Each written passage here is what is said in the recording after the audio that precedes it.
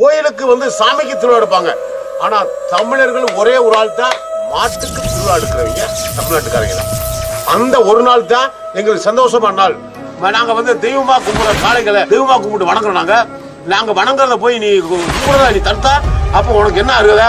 அப்ப நாங்க அடிமையா? தமிழ்நாட்டுக்காரங்க நமக்கு அடிமை. நாங்க அந்த காலத்துல இருந்து இந்த காலத்து வரைக்கும் இந்த சென்ட்ரலுக்கு மட்டும் ஓரம் வந்த மட்டும் தமிழ்நாட்டுக்கு வந்து எங்க போனா அடிக்கிற, இலங்கை போனா அடிக்கிற, கேரளா போனா அடிக்கிற, கர்நாடகா போனா அடிக்கிற, ஆந்திரா போனா அடிக்கிற, எங்க போனா அங்க அடிக்கிற, அங்க போனா அங்க அடிக்கிற, இங்க போனா அடிக்கிற, உலகம் பூரா தமிழ் அடிக்கிற.